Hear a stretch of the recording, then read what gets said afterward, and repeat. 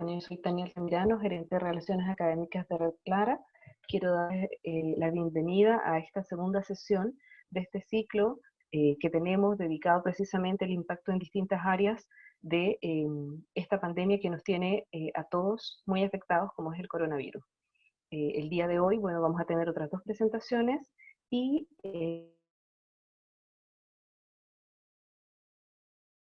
yo quiero dejar con ustedes, sí, a mi colega, gerente académica de la Red Nacional de Colombia, Renata, quien va a moderar y los va a acompañar durante el desarrollo de esta actividad. Como último aviso, Mónica, antes de darte la palabra, yo quiero que sepan que la sesión se está grabando. Bueno, muy buenas tardes a todos. Como decía Tania, muchísimas gracias. Mi nombre es Mónica López, gerente académica de la Red Nacional de Investigación y Educación en Colombia, Renata, y trabajamos de la mano con Red Clara, nuestra red para Latinoamérica, y por eso le damos la bienvenida a las 46 personas que están conectadas en este momento en esta sala y a quienes se están conectando por las redes, tanto de Red Clara como del resto de redes en Latinoamérica. Hoy efectivamente estamos con la segunda sesión de una línea de webinar que estamos desarrollando de la mano de Red Clara. Estos webinars están enfocados hacia lo que está sucediendo hoy en nuestro ecosistema académico en torno a esta coyuntura que tiene el mundo con el coronavirus. Y obviamente dentro de este ejercicio los focos que vamos a tener son muy variados. Hoy tenemos dos escenarios. Uno, el impacto en salud mental. Y segundo, uno que está asociado a lo que muchos de nuestros docentes en educación están necesitando y es cómo generar una diferencia con sus metodologías de formación, pasando de lo presencial a utilizar herramientas de tecnología. Vamos a tener dos panelistas. La primera va a ser la doctora Alejandra Contreras del Valle. Su presentación va a ser Coronavirus, el impacto en la salud mental. Ella es médica especialista en psiquiatría, alta especialidad en psiquiatría de enlace en México, médico cirujano de la Universidad Panamericana, médica especialista en psiquiatría del Instituto Nacional de Psiquiatría Ramón de la Fuente Múñiz, y con una alta especialidad en psiquiatría de enlace por el Instituto Nacional de Ciencias Médicas y Nutrición Salvador Subirán. Actualmente con tareas en el área de oncopsiquiatría, especialmente cáncer de mama, médica psiquiatra certificada por el Consejo Mexicano de Psiquiatría y es International Medical Graduate en Educational Commission for Foreign Medical Graduate en Estados Unidos. La segunda panelista que tendremos es la licenciada María del Socorro Guzmán Serna. Su presentación va a ser Estrategias Pedagógicas con el uso de la tecnología. Ella es directora de Desarrollo Académico Virtual del Politécnico Gran Colombiano, Universidad Colombiana, licenciada en Literatura y Lengua Española de la Universidad del Cauca, especialista en Administración de Negocios Internacionales de la Universidad de AN, especialista en ambientes para el aprendizaje virtual de la Organización de los Estados Americanos, Virtual Educa en Argentina, es magíster en Desarrollo Educativo y Social de la Universidad Pedagógica de Colombia y es candidata al doctorado en Pensamiento Complejo, Educación de Multiversidad, Mundo Real, Edgar Morin. La metodología que llevaremos es, cada una de las panelistas va a hacer su presentación en alrededor de 30 minutos y después lo que llevaremos es yo estaré revisando las preguntas que ustedes tienen y hacia el final sacaré algunas de esas preguntas para llevárselas a las dos panelistas. De esta manera estaremos dando más o menos fin hacia las 3:30.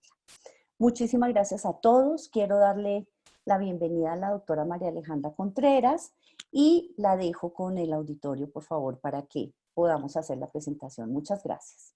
Muchas gracias. Primero que nada, agradecerles a ustedes por la invitación y por la oportunidad de estar con ustedes en este panel. Y también, bueno, mencionar, esta presentación ha sido en colaboración con Yarpali. Es una empresa líder en servicios de salud en México, ¿no? Con todos los insumos del laboratorio, de gabinete, de auxiliares en el equipo médico, y especialmente quiero dar las gracias al QFB Roberto Galán Alemán, a la ingeniera en biomedicina Nancy Gertrudes Salvador, al licenciado en matemáticas aplicadas Luis Roberto Galán Contreras y a la doctora Gemma Contreras Espinosa por haberme hecho parte de su equipo y darme la oportunidad de comunicarme con todos ustedes el día de hoy. Y bueno, vamos a ver el día de hoy, en la agenda del día de hoy, les tengo preparado una introducción muy pequeña, algunas características generales del virus y de la enfermedad, la neurobiología del estrés, respuesta a crisis en la población, propuestas en materia de salud mental, que esta es una compilación de American Psychiatric Association, de la OMS y de la Secretaría de Salud en México. Les traigo pues un compendio de esta información, un resumen de lo que deben de saber, el tratamiento específico para los trastornos específicos en materia de salud mental y algunas conclusiones.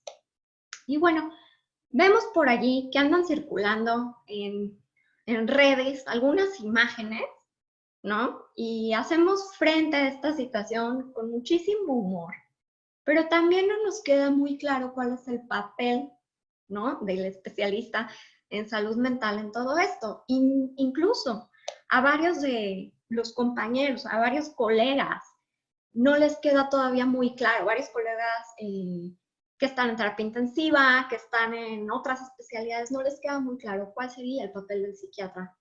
Y el objetivo de esta plática es que ustedes, transmitirles a ustedes el papel, la función tan importante de la salud mental en este momento, en estos casos. Y por supuesto, no es obligación de aquellos que no son médicos, no es obligación saber todas estas cosas que les voy a contar, pero en este momento es necesario.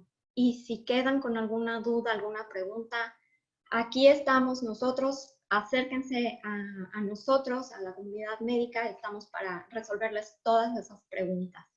Y quisiera decir, el día de hoy, además de personal médico y personal de la salud, enfermeras,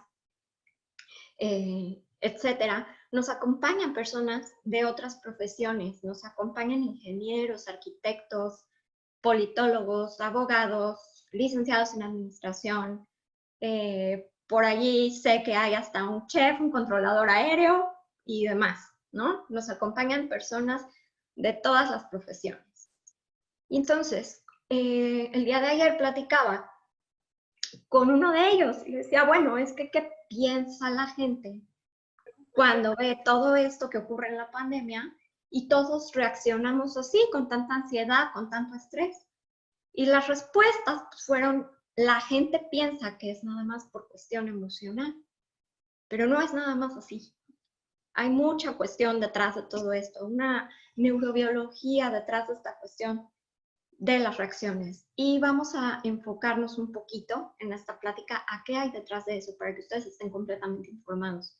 Entonces, ¿qué es lo primero que escuchamos hace un tiempo, hace unas semanas? Que había una pandemia de coronavirus, que ya había personas que habían fallecido, que ya había casos en nuestro país, en nuestra comunidad, y que era necesario el aislamiento y la cuarentena. ¿Y qué fue lo que pensamos? Pensamos que esto es grave, que probablemente a mi familia, a mis amigos, o tal vez a mí mismo, ¿no?, me vaya a dar. Estoy expuesto, vamos a estar expuestos, no vamos a soportar tanto tiempo en la casa con estas medidas de la cuarentena. Y entonces lo primero que pensamos, lo primero que sentimos, incertidumbre, falta de control total, ansiedad y miedo. Y vamos a empezar con algunos síntomas somáticos: opresión en el pecho, dolor abdominal, dolor de cabeza, sensación de angustia, más o menos flotando ahí por el día. Una persona me decía, es que tengo congestión de pecho. A ver, exactamente, ¿qué es la congestión de pecho? Pues es que es como un nudo en la garganta. Entonces hay que preguntar al paciente qué es lo que siente, porque uno puede asumir que es congestión de pecho y mandarlo a urgencia.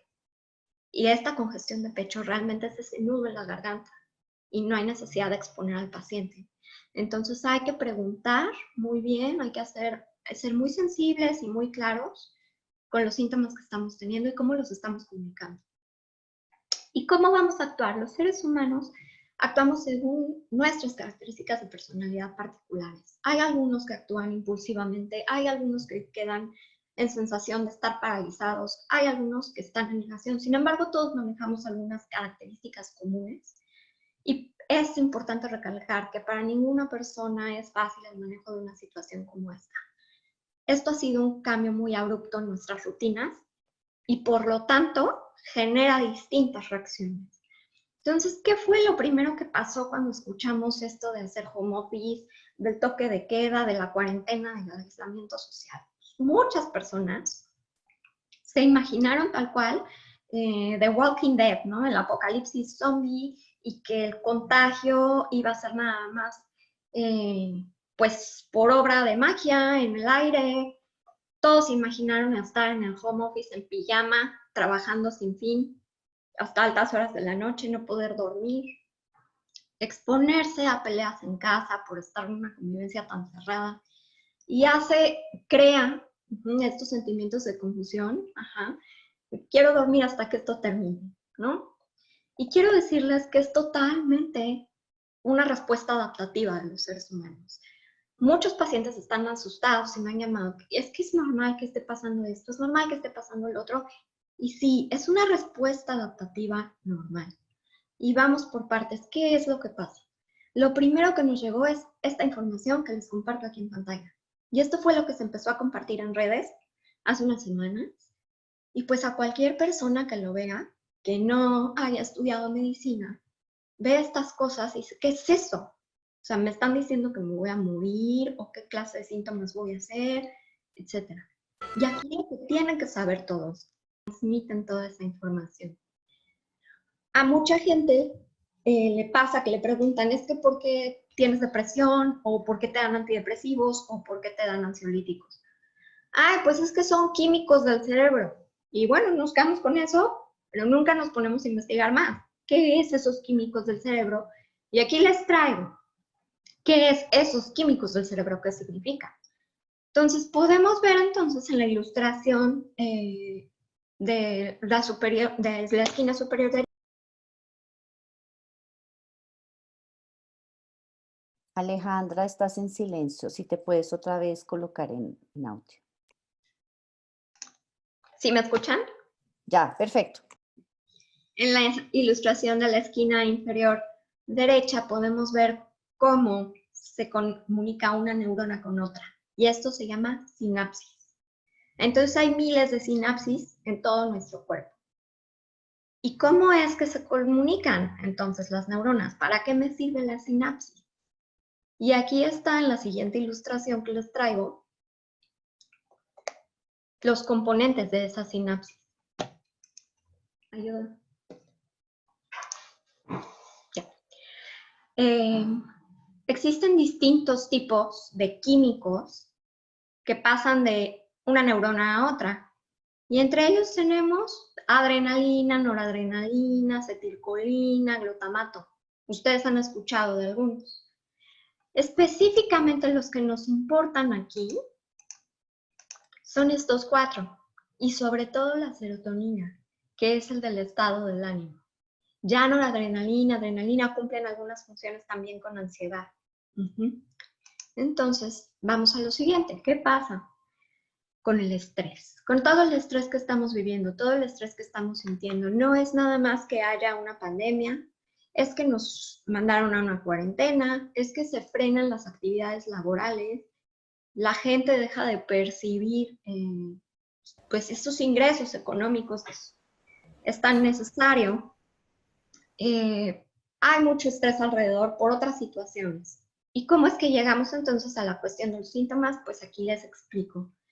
Esta figura que ven, la figura central, es como que yo hubiera hecho un corte de cómo está compuesto el cerebro. Y si veo ese cerebro, veo que tiene muchas partes. La que se llama amígdala es la que se encarga de respuestas de miedo. Entonces eso explica toda nuestra respuesta emocional ante los estímulos que están ocurriendo.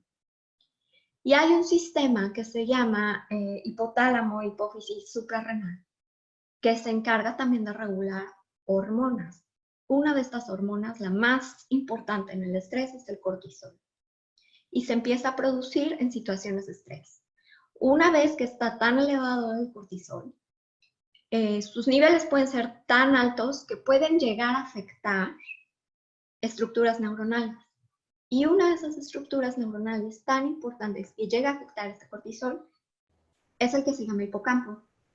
Este hipocampo, además de servir para la memoria, es un centro de producción de serotonina. Esta sustancia que les comentaba en la diapositiva anterior, que es importantísima para el estado del ánimo, para la concentración, para la memoria, para el apetito, para el sueño. Entonces, ¿qué pasa en una situación de estrés? El cortisol está elevado, es tóxico para algunas estructuras, ¿sí?, neurológicas, y se deja de producir neurotransmisor a los niveles que antes se producían. Y entonces, ¿qué vamos a tener? Vamos a tener una respuesta emocional, vamos a tener una respuesta cognitiva. Cuando hablo de cognitivo, hablo de funciones como memoria, como concentración, lenguaje, todo el pensamiento. Vamos a tener una respuesta endocrina, y cuando hablo de una respuesta endocrina, hablo de todas las glándulas. Y finalmente, pues a esto le llamamos modelo diátesis-estrés. ¿Cómo voy a determinar cómo reacciona cada ser humano en particular? Porque cada quien tiene una genética distinta, una personalidad distinta y estrategias de afrontamiento distintas. Entonces, por eso que en la misma casa pueden estar conviviendo varios hermanos, pero no todos reaccionan igual, porque a pesar de tener la misma genética, tienen distinta personalidad y distintas estrategias de afrontamiento, ¿no? Y a pesar de que su neurobiología sea igual. Entonces, esto es lo que pasa en la situación de aislamiento y en la respuesta a crisis a la población, y es por eso que vemos tantas respuestas distintas. En las etapas del proceso de pérdida o etapas de duelo de Kübler-Ross, se habla mucho de negación, ira, después pasar a la negociación, luego a la depresión y a la aceptación. Y en un artículo publicado en 2015 en la Universidad del País Vasco, relacionan estas etapas con fases sociales de afrontamiento que ocurren en catástrofes colectivas. Entonces, así, tenemos una fase previa donde todos como sociedad estábamos funcionando y teníamos este nivel previo de funcionamiento. Posteriormente llega la noticia, que en este caso es la pandemia, y lo que nos pasa es primero alerta y negación.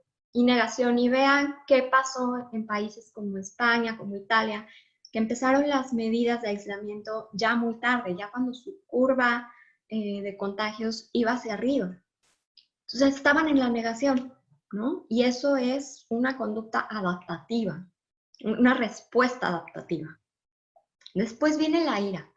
Hay muchos pacientes que están enojados con el sistema, enojados porque no pueden salir, enojados porque todo es culpa del gobierno, enojados. Es también una parte de la respuesta. Después viene la negociación, la depresión, que también es parte de todo este proceso, y finalmente la aceptación. Y ellos agregan que en catástrofes colectivas también surge el compartir social, la socialización. Y aquí es empezar a comunicarnos unos con los otros, las experiencias que hemos tenido, las experiencias que hemos vivido de distintos tipos de catástrofe. Entonces, bueno, la catástrofe como tal es una situación nueva o excepcional ante la cual las definiciones sociales de lo que habría que hacer quedan inexistentes o son insuficientes. Una catástrofe es un imprevisto, es brutal y hay pérdidas humanas, materiales y disfunción social. Y hay distintos tipos de catástrofes. Y lo más importante a tener en cuenta aquí es que ninguna está bajo el control del ser humano, ¿no? No podemos controlar cuando ocurre. Y allí les puse algunos ejemplos de catástrofes. Entonces, ¿qué pasa? Ocurre una catástrofe, más todos los cambios que les expliqué que ocurre con el estrés. ¿Qué va a pasar? Es el caldo de cultivo perfecto para el desarrollo de trastornos adaptativos, trastornos por estrés, trastornos depresivos y ansiosos. Aquí tenemos que estar alerta. Aquí es donde tiene que estar alerta la población. Estamos en medio de una pandemia. Todos estamos con un estrés neurobiológico muy intenso y hay que revisar si en familia, si en nuestra genética hay historia de alguno de estos trastornos, porque podemos ser propensos a padecerlos. O si ya los padecíamos antes, puede ser que en la época de cuarentena veamos un incremento en los síntomas.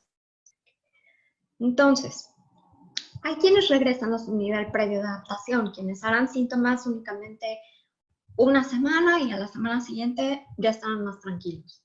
Pero hay quien no sale de adelante de estos síntomas. Y entonces es allí cuando viene la necesidad de consultar al especialista en salud mental.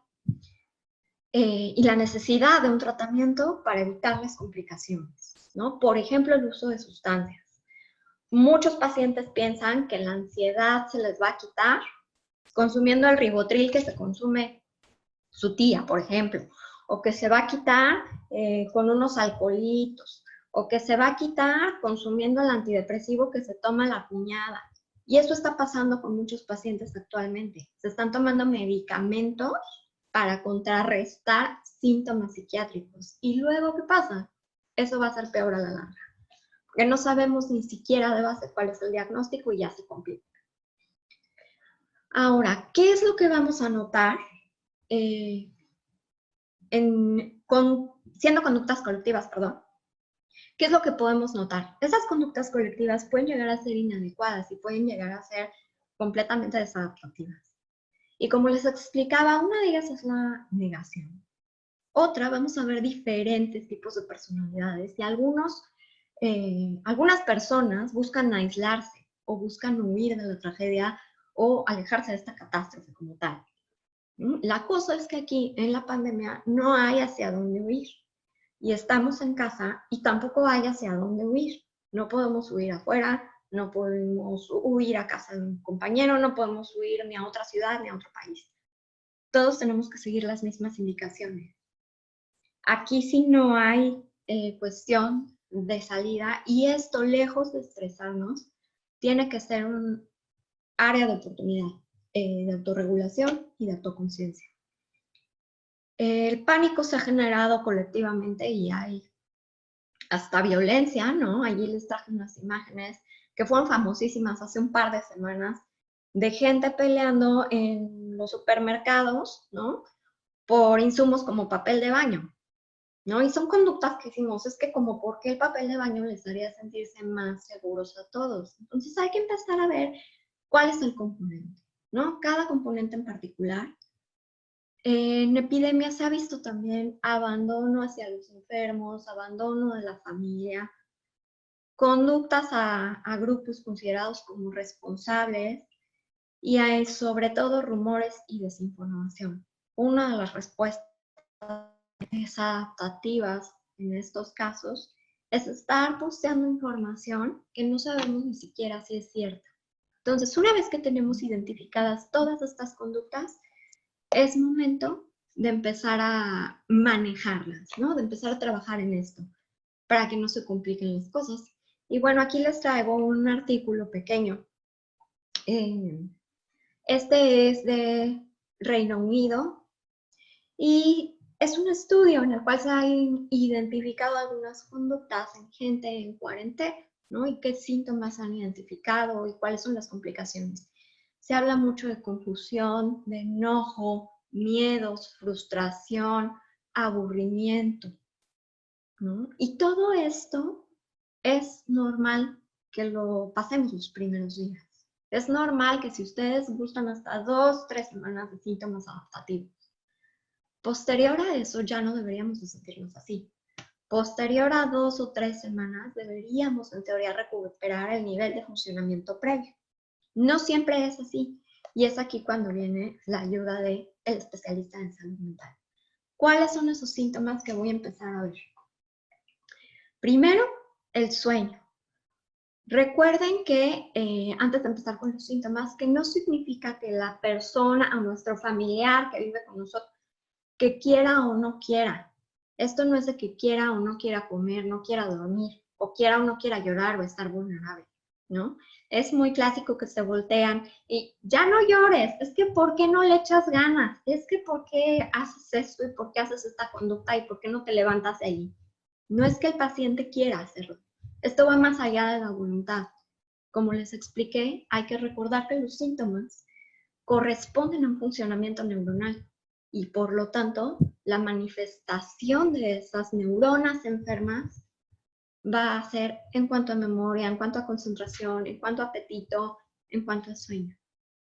Si por ejemplo tenemos un estómago enfermo, pues no le decimos al estómago que le eche ganas, ¿no? O al hígado o al páncreas. Pasa lo mismo con las neuronas. Las neuronas, como parte del cerebro, también se enferman. y eso es la enfermedad psiquiátrica y la enfermedad neuronal. Estamos íntimamente relacionados unas con las otras. Y la falta de información y de cultura al respecto es lo que orilla a muchas personas a tomar decisiones que complican las cosas posteriormente. Entonces, si ven algunos de estos datos, hay que ponerles atención.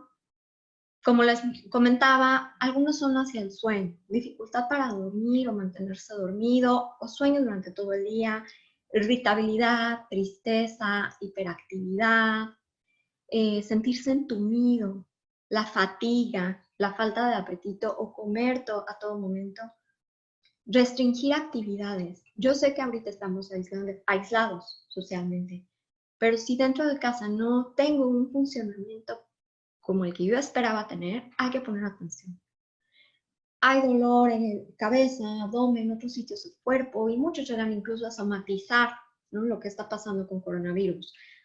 Tos, estornudos, y también el incremento de sustancias, como les comentaba anteriormente. Ahora resulta que también se están comprando paquetes completos de cloroquina, hidroxicloroquina y antibióticos, ¿no? Acitromicina, antivirales, que son lo que se está manejando ahorita en distintos grados de la enfermedad en distintos pacientes en los hospitales. No es bueno que se automedique la gente.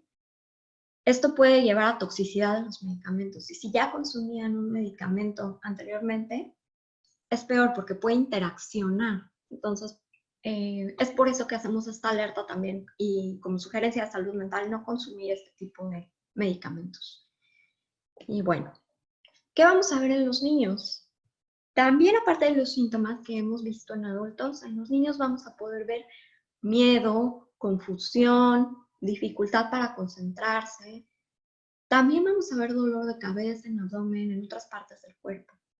Y en preescolares y lactantes podemos ver necesidad de contacto físico, ¿no? Abrazos, berrinches, enuresis nocturnas o conductas como por ejemplo chuparse el dedo. En escolares vamos a ver dificultades académicas cumpliendo sus tareas, peleas con compañeros o con sus hermanos ahora que están en casa. Hay muchos programas que han dejado ahorita a los niños escolares todas sus actividades en línea. Y hay pacientes que están quejándose del funcionamiento de sus hijos en casa, ¿no? No se esperaba que funcionaran así, si todo el día pues están online y están felices con la tablet haciendo las actividades académicas y no están funcionando como debieran o no los ven concentrados en sus actividades como debieran. Pues es parte de que los niños también, sea la edad que sea, son receptivos al estrés que estamos viviendo como adultos. Y los adolescentes, ¿qué van a hacer? Pues sobre todo irse a consumir sustancias. Entonces estos son síntomas de alarma y la combinación de ellos nos puede dar a lugar trastornos ansiosos, trastornos depresivos, trastornos por estrés o síntomas relacionales. ¿Cuáles son las recomendaciones en cuanto a salud mental que tenemos que tener en cuenta? Primero, empatía con las personas infectadas. Esto no es producto de la etnicidad, no es producto de hábitos higiénicos. Y globalmente, se los comento, aquí en California, primero empezaron con que era culpa de los asiáticos. No es así. Ellos no tienen la culpa de que se haya descontrolado la enfermedad, ¿no? No vamos a utilizar el término víctimas del COVID. Son personas bajo tratamiento o personas que padecen el COVID. Tratemos de no usar la palabra víctima. Vamos a hacer planes para ayudar a los demás en comunidad. Por ejemplo, grupos de WhatsApp entre vecinos para apoyo de los mayores a 60 años, ¿no? En cada edificio se hace este grupo y para evitar que los mayores de 60 años se expongan, pues entonces les apoyamos, les ayudamos y pedimos todo por Rapid o por Uber Eats o pedimos las medicinas a la farmacia, etc. Estos son algunos ejemplos de intervenciones que pueden hacer en comunidad. También compartir historias positivas de personas que ya se encuentran recuperadas y mucha paciencia dando instrucciones a niños y a mayores de 60 años. No las van a entender a la primera los niños. Les van a pedir que les expliquen y les expliquen una y otra vez. Y hay que estar armados de paciencia para dar las explicaciones cuantas veces sea necesario. Para los que son médicos, hay una importancia brutal en compartir experiencias entre sí y buscar apoyo entre colegas especialistas en salud mental. Rotar los turnos, la calidad de comunicación en los equipos, evitar ante todo llegar al punto del burnout. Y ya para médicos es muy específicas las indicaciones, pero estas son solo algunas. Entonces, ¿por qué entonces voy a acabar acudiendo al psiquiatra si ahorita estoy en pandemia? Pues bueno, ya vimos primero que puede haber distintos trastornos a base de estrés. Ya vimos que de acuerdo a los rasgos de personalidad puedo reaccionar de una u otra manera. Hay quienes van a reaccionar impulsivamente, hay quienes van a reaccionar aislándose, hay quienes van a reaccionar tratando de limpiar toda la casa. Entonces, esto dependiendo de los rasgos de personalidad que se tenga, es cómo va a ser la reacción. ¿A qué me refiero con comorbilidad? Comorbilidad es el resto de las enfermedades que ya existían. Si era diabético, si era hipertenso, si tenía asma, si tenía lupus, si tenía artritis, ¿no? Y para poder manejarlo psiquiátricamente o manejarlo desde el punto de vista de la salud mental, tenemos que tener estos antecedentes. Si hay necesidad de indicar algún u otro medicamento, para estar completamente seguros de lo que vamos a hacer. Y todos los estresores agregados que estamos viviendo, ¿no? Tanto familiares, religiosos, sociales, económicos y sobre todo laborales. Ahorita mucha gente está asustada por la pérdida del trabajo y porque vamos a dejar de producir y como tal. Entonces es parte también de manejar cada caso en particular en su psicoterapia. Entonces, para los adultos, ¿qué es lo sugerido? Yo sé que ya lo han escuchado mucho estos últimos días, pero es muy importante los horarios y la misma rutina. Una rutina de levantarse a la misma hora, tener los alimentos a la misma hora, la higiene a la misma hora, meterse a bañar a X horas, la vestimenta, también ponerse rutinas de ejercicio y de descanso, designar espacios. La sala, por ejemplo, va a ser para relajarse, el comedor va a ser para hacer tareas. A la recámara no se va a entrar hasta que sea la hora de dormir.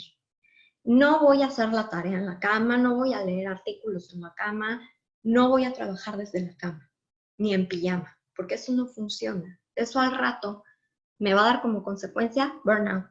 Voy a convertir mi cama en trabajo y mi trabajo en cama. Entonces, las señales que se van a recibir pues, son completamente contradictorias. Relajación. ¿Cuáles son las mejores técnicas que ahorita estamos viendo? Bueno, muchos les gusta música, meditación, yoga, pilates, pero sobre todo mindfulness es una muy buena técnica y hay distintas apps que pueden bajar y que pueden emplear para empezar.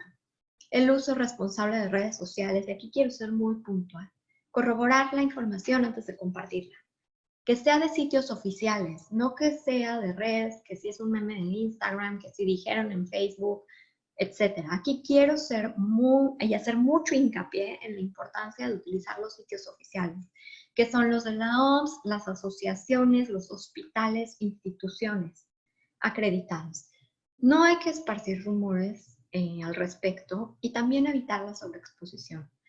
Si nosotros tendemos a ser catastróficos, vamos a llegar al aislamiento y vamos a querer estar viendo todo el tiempo noticias y noticias.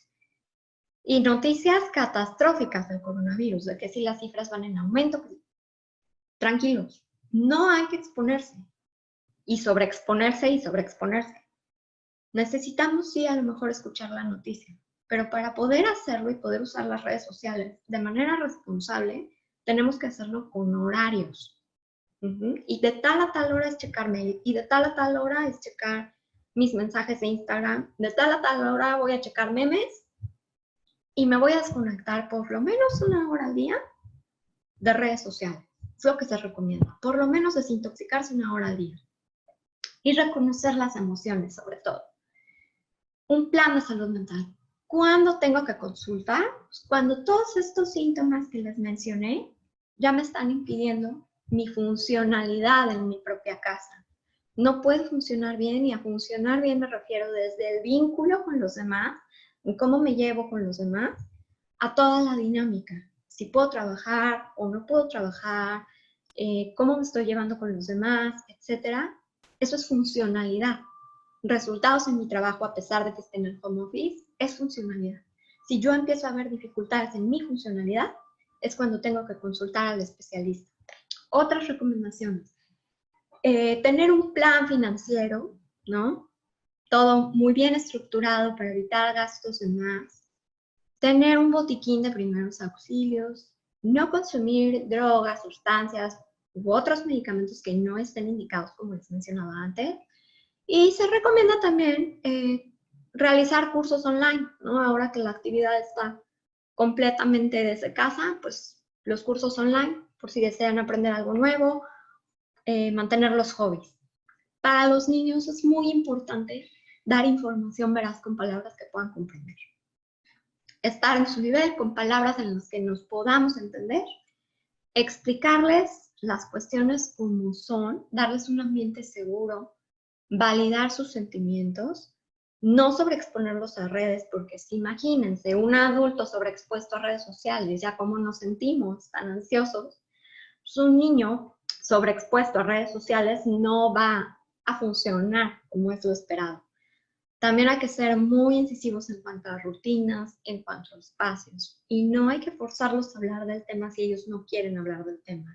Hay que esperar cuando ellos se sientan listos y responder a todas sus preguntas. Es muy importante no inventar información con los niños, porque si hacemos esto, después se van a dar cuenta y va a romper este vínculo de confianza. Entonces es muy importante decirles las cosas tal cual como son. Hay que prestar especial atención en cómo nos manejamos delante de ellos en estos tipos de crisis. Por ejemplo, los niños que crecieron viendo ante distintos tipos de catástrofes, cómo se comportaban adultos, cómo se aislaban o cómo se paniqueaban, etcétera, van a hacer lo mismo.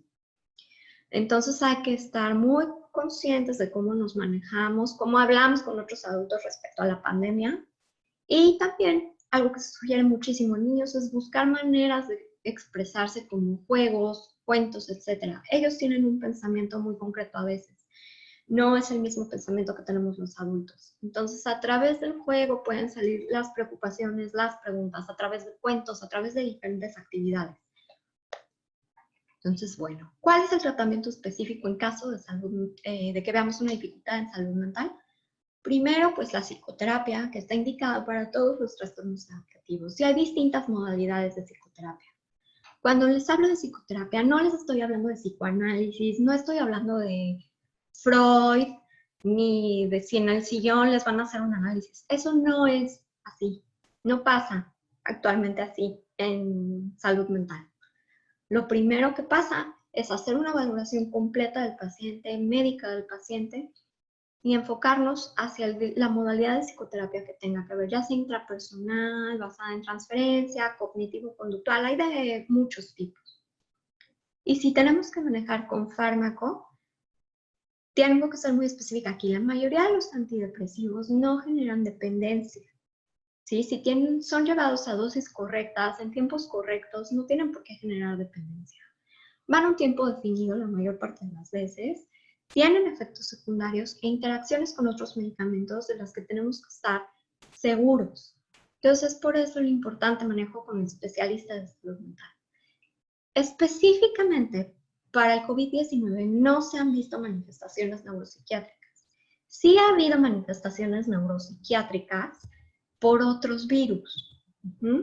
Y por otros virus, por ejemplo, el SARS o el MERS, sí han dado manifestaciones neuropsiquiátricas y sí hay registro de esto. Hasta ahorita COVID no nos ha dado registro de por sí mismo provocar manifestaciones neuropsiquiátricas.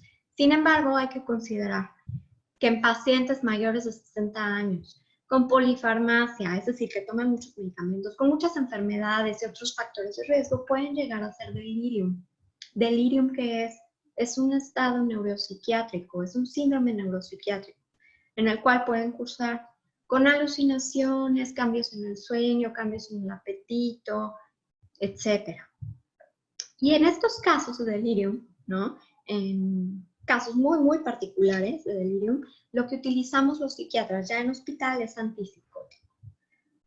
Actualmente estamos revisando pues toda la lista de antipsicóticos para ver que no haga interacción con los antivirales, antibióticos o cloroquina, hidroxicloroquina que se están utilizando en el Hospital General. Por ejemplo, hay pacientes mayores de 60 que están en esquema de tratamiento para coronavirus que hicieron delirium y no se les puede poner el antipsicótico de siempre.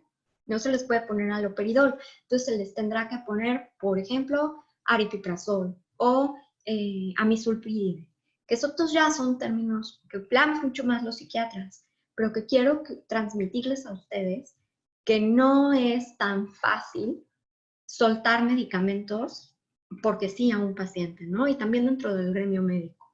Allí hay algunas listas que también estamos estudiando y que tenemos a la mano de ansiolíticos, ¿no? Que se utilizan en crisis de angustia, y algunos de estos ansiolíticos se utilizan también en anestesiología, etcétera, ¿no? Tenemos que estar muy al tanto de todas las interacciones que hacen estos medicamentos. Entonces, es principalmente en lo que nos enfocamos los psiquiatras de enlace, y eso ya es un poquito fuera del interés del público en general. Entonces, como conclusión, sabemos que cada paciente va a manifestar de manera distinta el estrés, a pesar de tener todos la misma neurobiología y la misma fisiología, cada quien lo va a manifestar de manera distinta. Y hay que ver estas medidas de aislamiento como un reto a nuestra propia capacidad de autorregularnos. El estado de ánimo va a ser vulnerable y va a impactar en nuestra conducta. Entonces es momento de implementar conductas flexibles y adaptativas dentro del marco familiar, ¿no? De toda esta convivencia familiar. Ahora sí que escoger las batallas, ¿no? Y ser muy conscientes de la situación que está viviendo el otro y de cómo me tengo que comportar para lograr una mejor convivencia con el otro. Hay que seguir indicaciones y sugerencias. Y si no las estoy siguiendo, hacerme consciente de por qué no las estoy siguiendo. O estoy en negación, o soy oposicionista. ¿Qué está pasando con mis rasgos de personalidad? Y hablar de ello. No tengan miedo a hablarlo con el especialista de salud mental. El especialista de salud mental no los va a juzgar ni les va a decir si está bien o mal, o si son buenas o malas personas. Eso no va a pasar. Hemos trabajado mucho para quitar ese estigma y quiero ser muy incisiva en eso. Para eso no es el especialista de salud mental. No se trata de si está bien o está mal. Se trata de funcionalidad. Entonces hay que evitar, nada más, si vemos a un familiar con estos síntomas o identificamos que nosotros estamos con estos mismos síntomas, no es lo correcto esto de, pues échale ganas. No es lo correcto que hay que decir. Hay que tener toda esta valoración y esta apertura para hablar de salud mental, que últimamente hemos hecho mucha promoción en México. Y bueno, allí les dejo mi email, allí me pueden encontrar. Como siempre, pues en México el mejor mecanismo de defensa, pues es el humor, ¿no? Y allí les dejo mis datos, lo que quieran allí me pueden encontrar, y bueno, pasamos a la siguiente plática. Alejandra, muchísimas gracias por tu intervención. Muchos se preguntarán por qué ayer estuvimos en dos espacios, uno salud y otro gestión de datos científicos con supercómputo. Hoy estamos todo el impacto mental que tiene este proceso y esta coyuntura en la que estamos versus la segunda conferencia que va a ser asociada a todo el tema de pedagogía.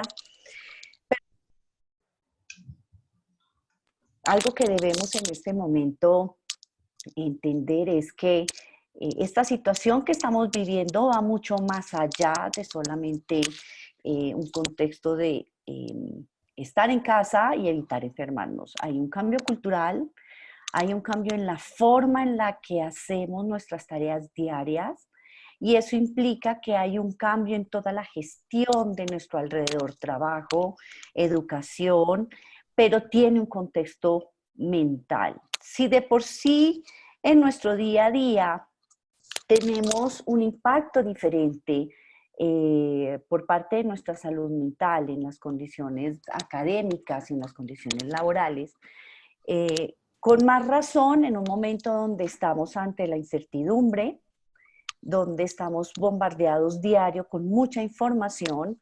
Eso no sucedía en las pandemias anteriores.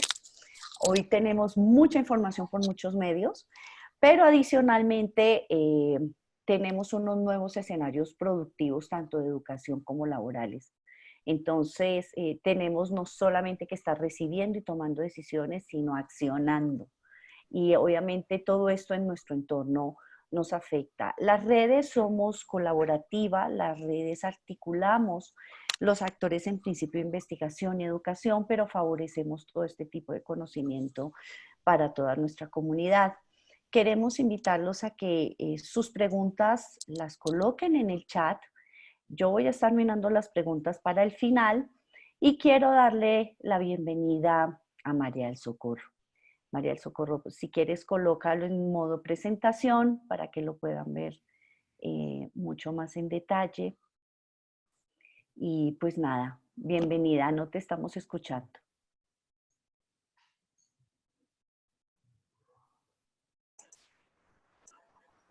Perfecto. Le quiero pedir al resto de personas que podamos estar en silencio y sigue María del Socorro.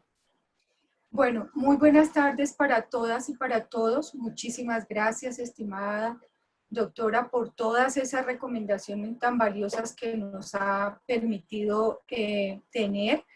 Efectivamente, quienes ya llevamos varios tiempo y estamos en este ritmo, efectivamente poder tener una disciplina y poder manejar unos hábitos en estos tiempos son muy significativos.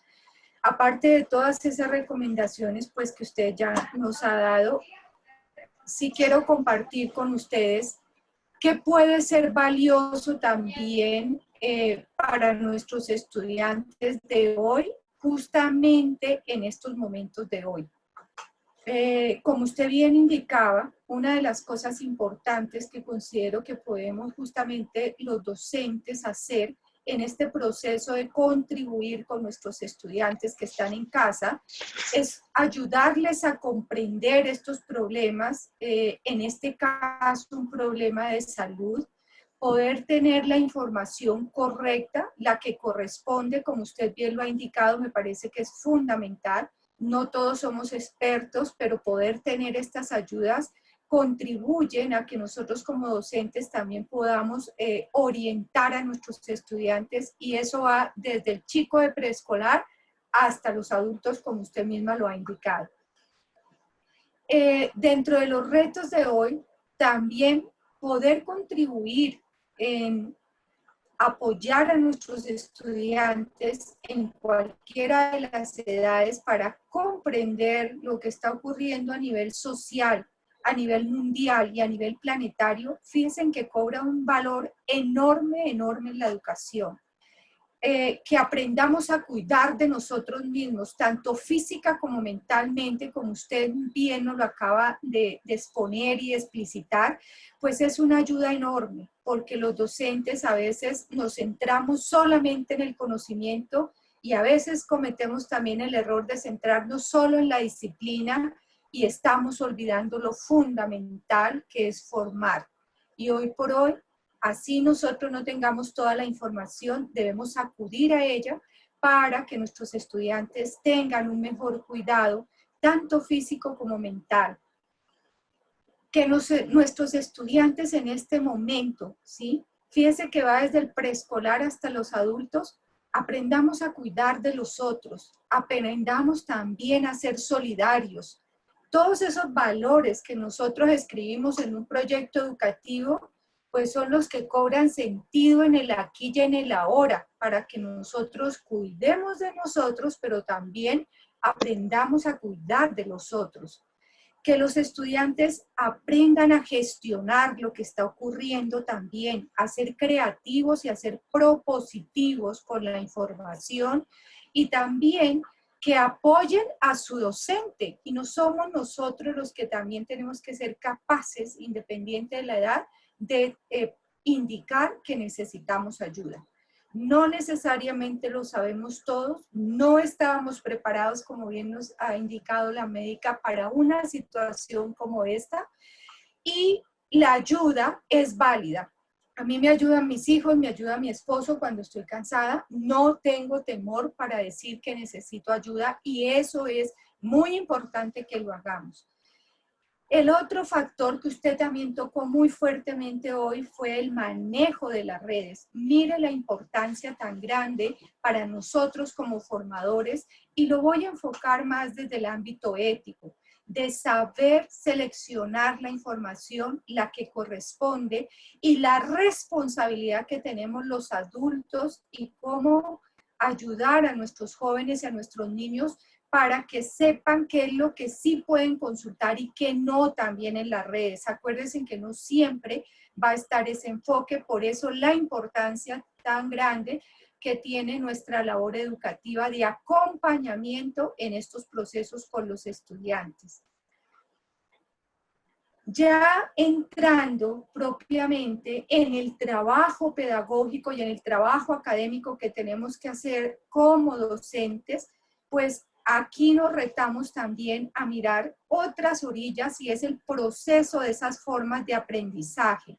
El proceso que implica en estudiantes mayores, y aquí me voy a referir concretamente a estudiantes de educación superior, séptimo, octavo, noveno semestre o finalizando semestre, que ya están casi siendo profesionales, que deben tener también una actitud mucho más profesional y solidaria, y que de nosotros depende también que ellos asuman esta responsabilidad, que sepan como profesionales cuál es el compromiso que se tiene, qué es lo que se debe hacer, para qué se debe hacer, por qué se debe hacer, pero al mismo tiempo está la gran oportunidad de retarlos para que se innoven como nuevos profesionales.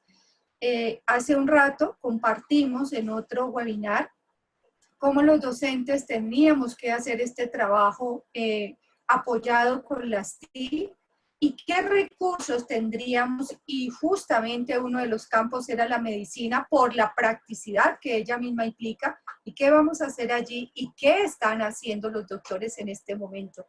Fíjese la importancia de que el médico y cualquiera de los profesionales podamos aprender a manejar este tipo de herramientas para poder contribuir y apoyar y ser solidarios con estas comunicaciones, con esta información.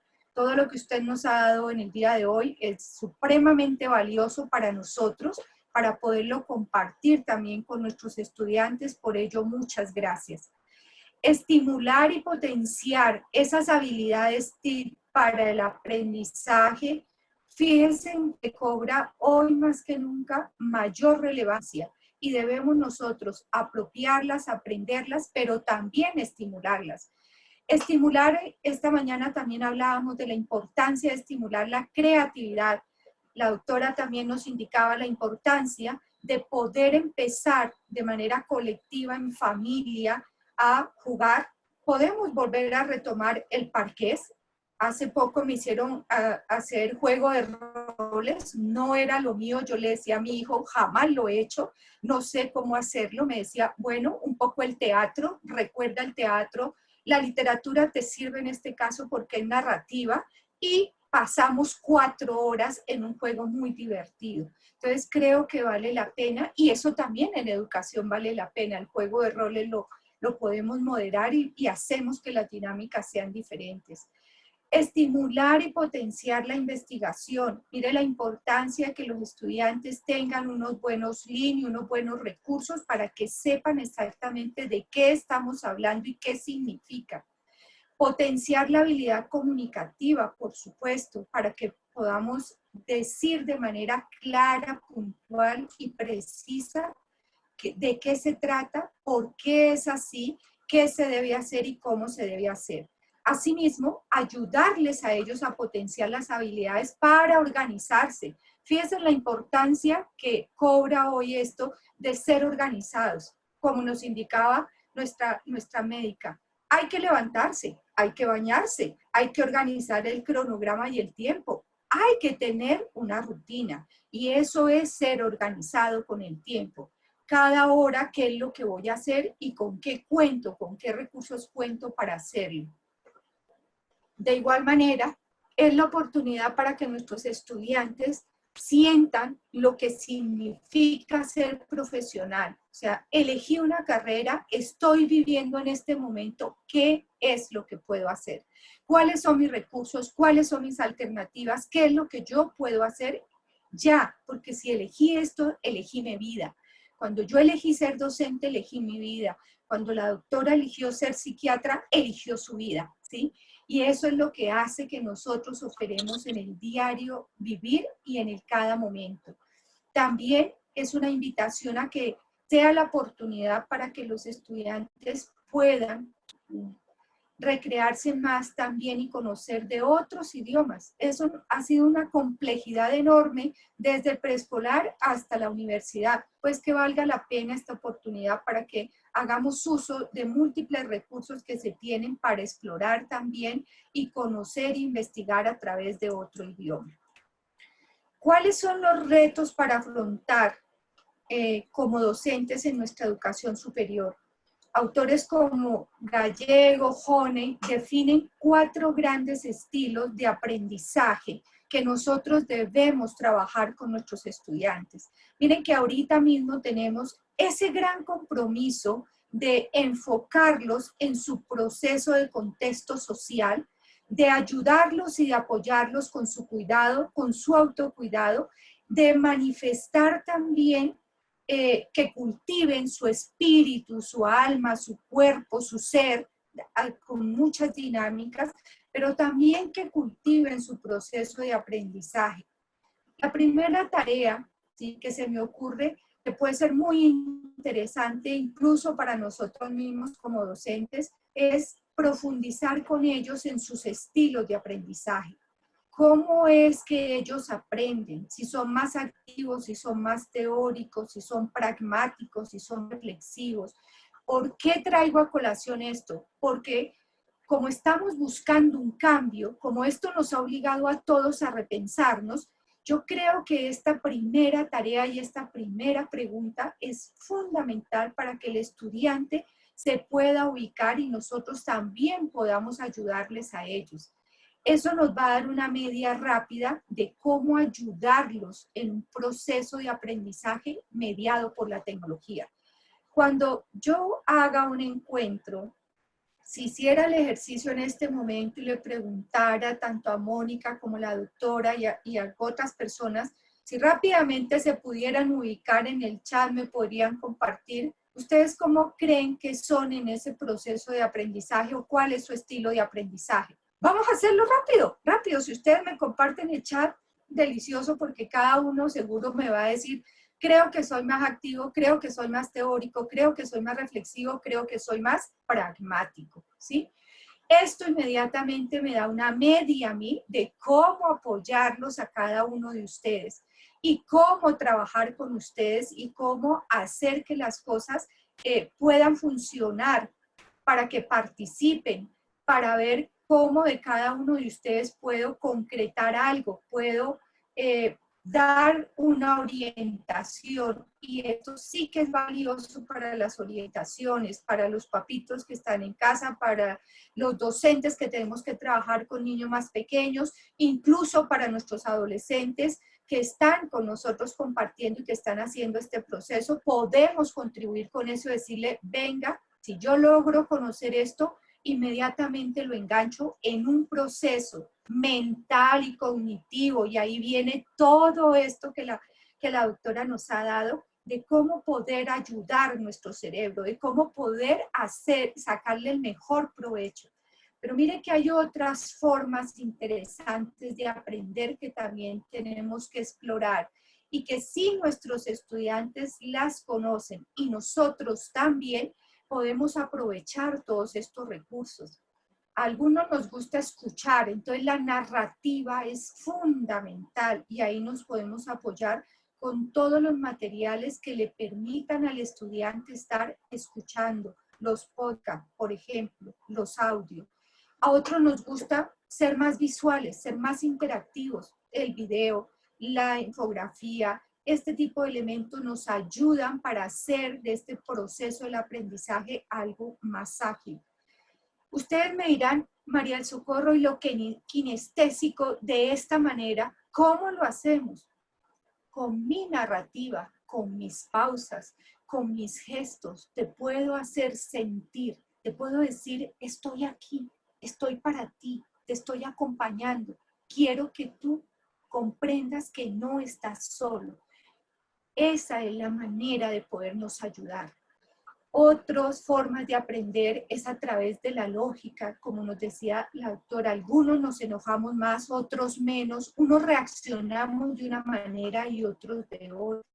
Algunos somos más solitarios, a otros nos encanta vivir en comunidad, entonces necesitamos ver al otro, escuchar al otro, sentir al otro. Y esta es una excelente oportunidad para trabajar con nosotros mismos y para hacer que nuestros estudiantes se descubran y potencien todas estas otras formas de aprendizaje. Cuando hago mi trabajo solo de abstracción reflexiva, de lectura comprensiva, cuando me encuentro con mis compañeros para debatir, dialogar, para proponer otros medios, cuando hago búsquedas, y esas búsquedas pueden ser unos buenos audios, unos buenos videos, cuando acudo a una información mucho más puntual y precisa que me dé otro tipo de información. De igual manera, insistamos en la importancia que tienen estos estudiantes nuestros de educación superior y la responsabilidad en la profesión que cada uno de ellos ha elegido. Es importante la actitud con la que ellos estén afrontando en este momento la vida, la capacidad que estén teniendo para realizar las actividades y en este caso las académicas, así como los docentes, así como están ustedes afrontando con esa aptitud y con esa actitud el reto que hoy tenemos, ¿cierto? Esa capacidad es la que debemos también ayudar a fortalecer al estudiante. Los hábitos son muy importantes porque contribuyen a la disciplina y a la dedicación, como bien nos lo ha dicho la doctora. Saber identificar las habilidades es muy importante porque cuando yo reconozco mis habilidades, me emociono con esa pasión que yo puedo hacerlo, así con esa pasión que ella nos dio todo el marco para poder comprender qué es lo que ocurre con todo nuestro cuerpo, porque fue el cerebro a la minucia, a los nervios, a mi sentir, y qué ocurre con mi mente, qué ocurre con mi salud mental y cómo yo me debo cuidar. Fíjense que esa pasión para poder ubicar desde una problemática todo un trabajo es la pasión con la que nosotros debemos hacer que nuestros estudiantes se acerquen al conocimiento. Esa vocación que deben descubrir ellos y esa empatía que debemos tener con ellos de una forma ética y responsable para que efectivamente sean mejores profesionales. No sabemos. Acá en Colombia decimos que hasta el 20 vamos a estar en estas. No lo sabemos en realidad.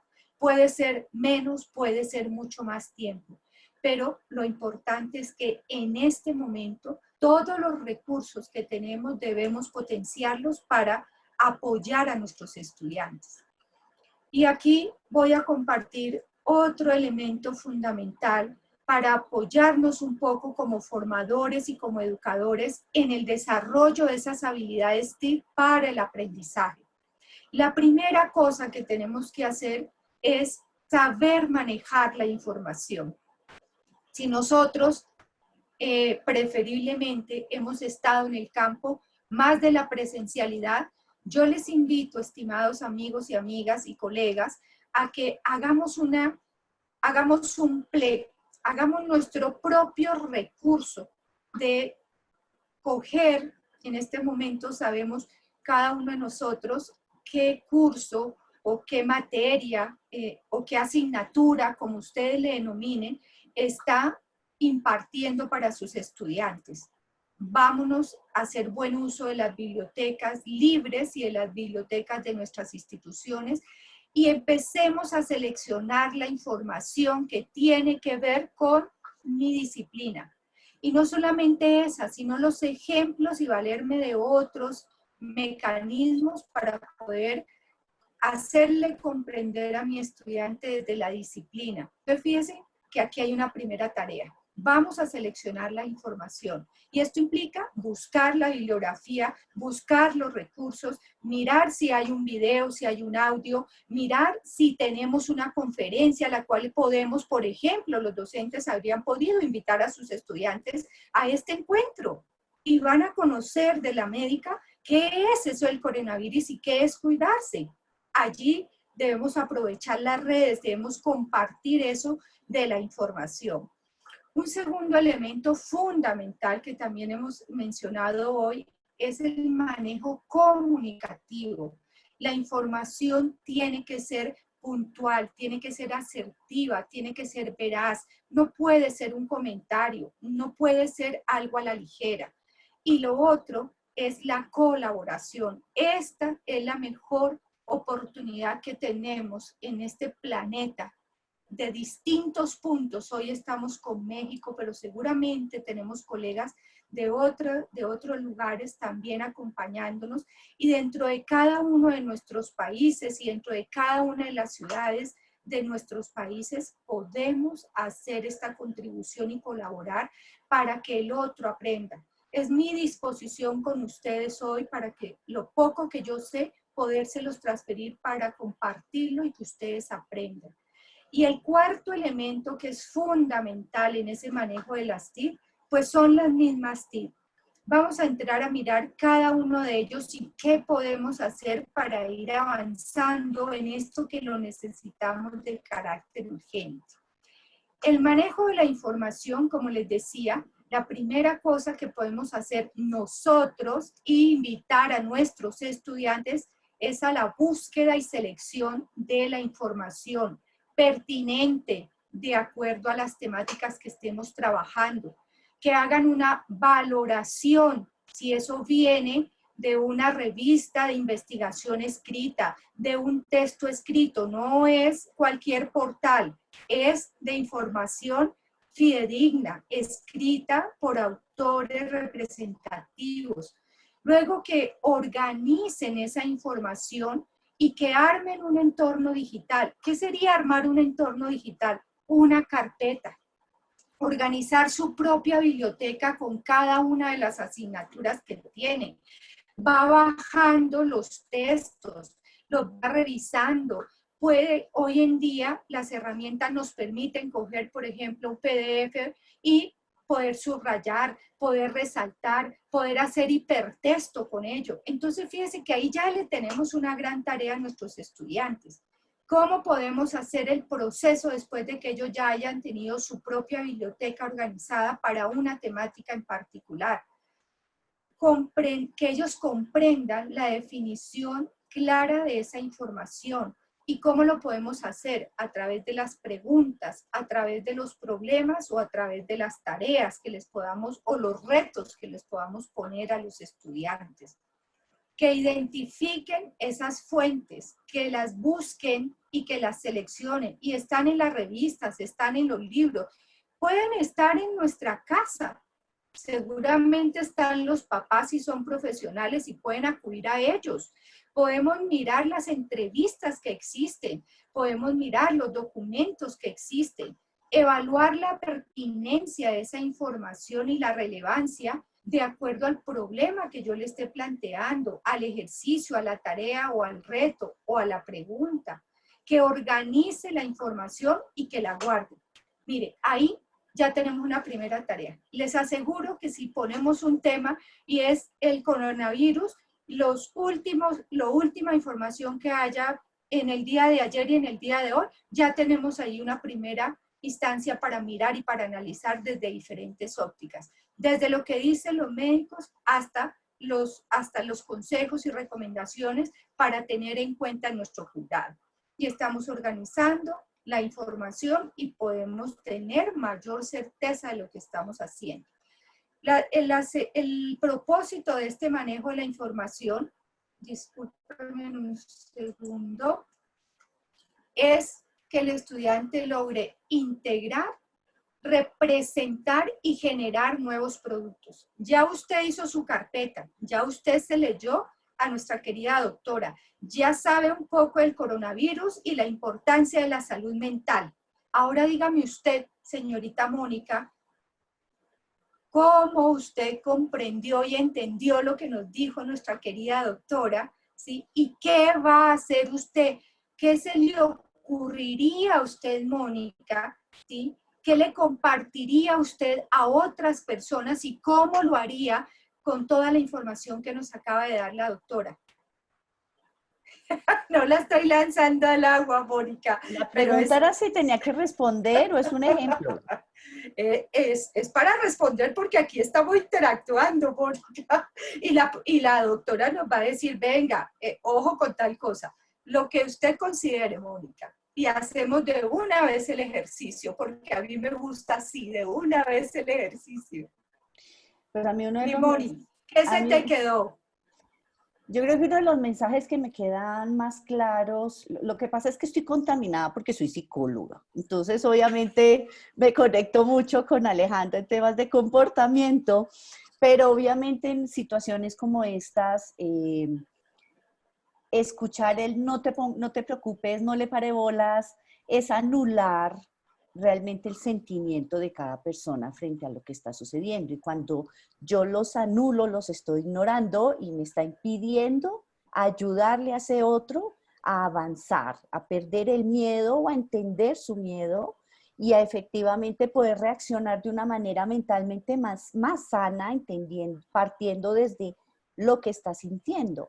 Entonces, ahorita es muy normal bajarle el ritmo o que los adolescentes le bajen el ritmo a lo crítico que puede ser o a las personas adultas bajarle el ritmo a su preocupación, pero lo que estamos es sacando de contexto en un escenario donde deberíamos ser un poco más claros en qué nivel de autocuidado, qué nivel de protección y qué nivel de acción sí podemos tener, o sea, no anularnos ni tampoco irnos en más. Entonces, obviamente, esas palabras que decía Alejandra sobre el quitarle, el no le pongas, pues aquí en Colombia decimos no le pares bolas, no le pongas cuidado, no veas noticias porque claro, todo eso es anular un miedo y lo que estamos haciendo es encerrarlo en una persona cuando en algún momento eso se puede disparar en ansiedad, en depresión, en otro tipo de reacciones que mentalmente no son sanas y más cuando estamos viviendo encerrados en una casa. O sea,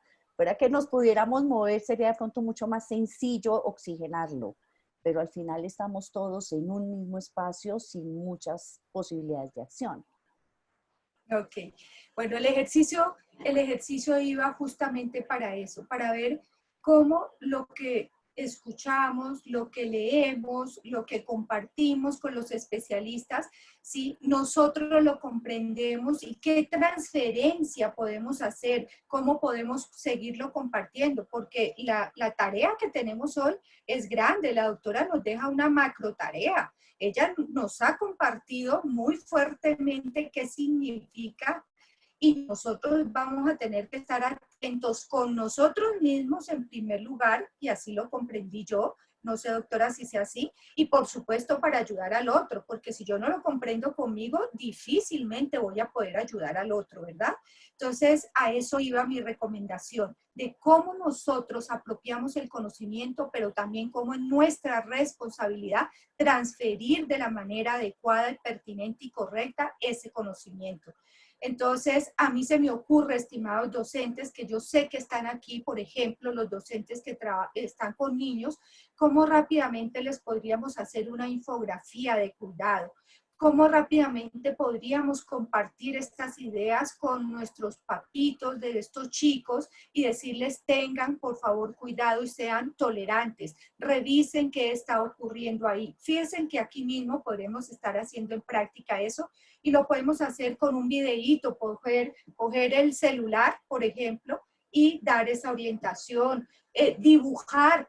Yo soy muy del dibujo, entonces dibujaría para explicarle al niño por qué, no, o sea, si está triste, poder identificar esa tristeza y qué es lo que lo tiene triste. Y seguro que me va a decir, no puedo salir de aquí, sáqueme de aquí, o déjenme salir de aquí, ¿qué hago para salir de aquí?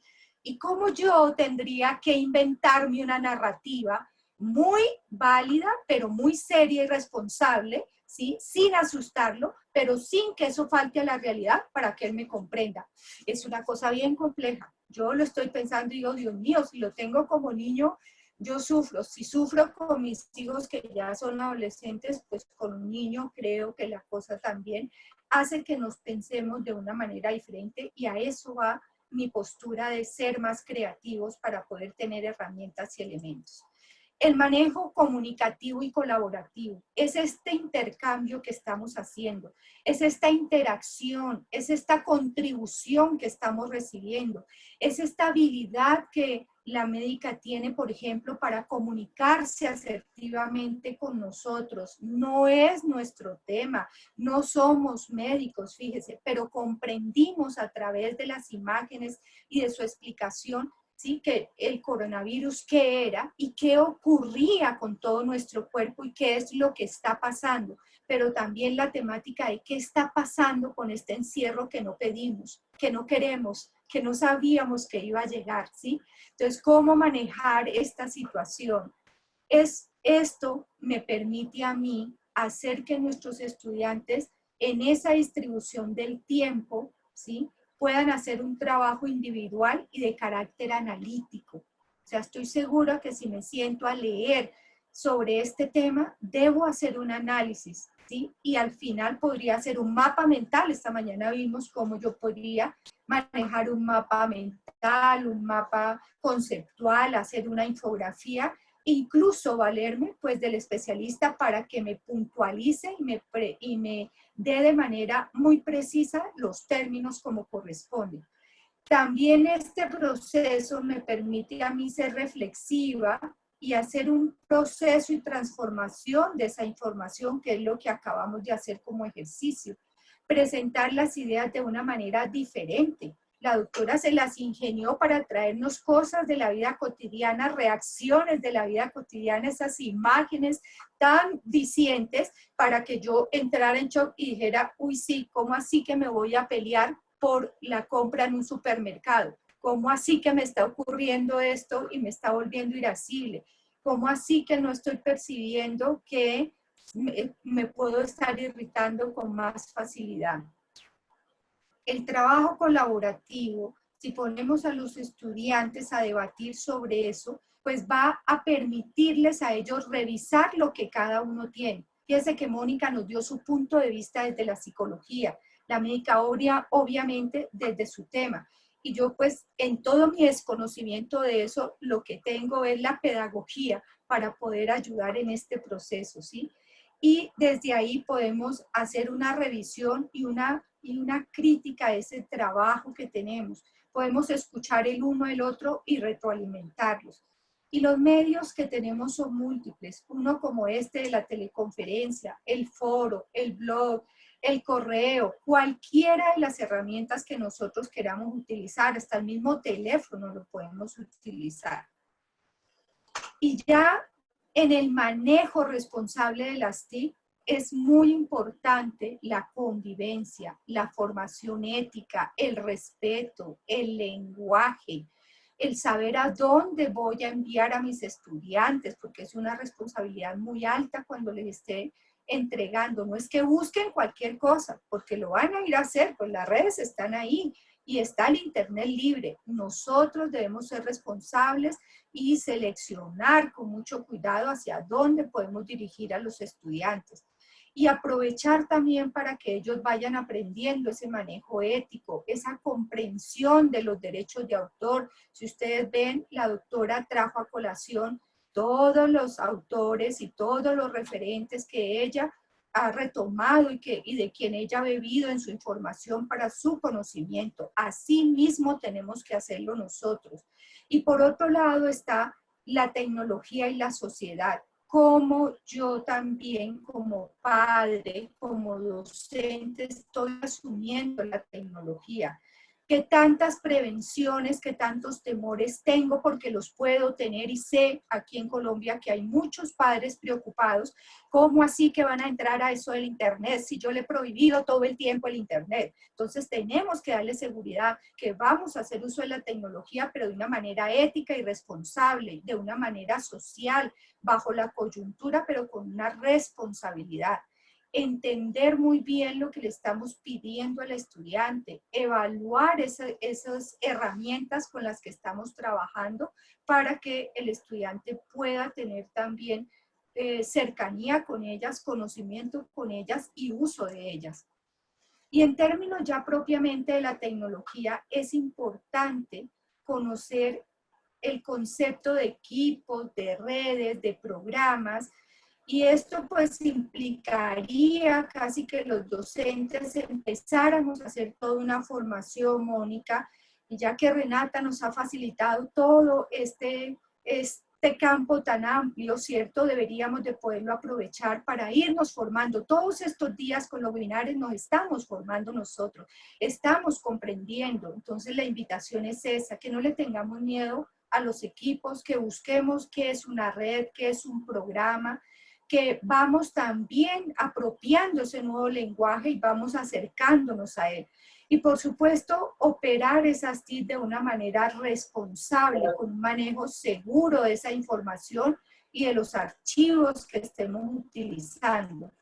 Y hacer que ese uso de las TIC me permita a mí una habilidad para manejar cosas como estas, una conferencia, comprender qué es un software, comprender qué es una herramienta, qué es un aplicativo, comprender cuándo me sirve para un trabajo individual o cuándo me puede servir para un trabajo colaborativo. Mire, aquí les dejo las 100 aplicaciones a las cuales podemos acudir de manera responsable y ética. El uso de la internet, por favor, de manera responsable y ética. El uso del correo, ¿sí? Muy puntual. Aquí sí que nos retamos para la escritura, saber decir las cosas de manera puntual y corta. Saber poner a los estudiantes, incluso que no lo sepan, todos los procesadores de texto y las hojas de cálculo. Fíjense que es una muy buena experiencia para que ellos lo hagan, incluso para sus presentaciones. Hay programas para dibujar, para hacer proyectos, las plataformas si las tienen, si tienen un Moodle o si lo pueden administrar, no necesariamente tiene que ser una plataforma comprada. El Moodle tiene esa oportunidad de ser una plataforma, pero si también la institución tiene acceso a una de las plataformas, pues regio, porque lo pueden aprender sobre esa plataforma y sobre ella pueden comunicarse a través del chat, de los foros, de las wikis, de los blogs, de las teleconferencias.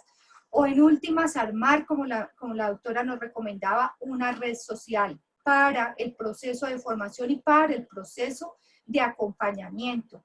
También tenemos herramientas para la edición, para hacer videos, para hacer diseño, para tener fotografías. Podemos hacer uso de aplicativos como las nubes de palabras, las páginas web.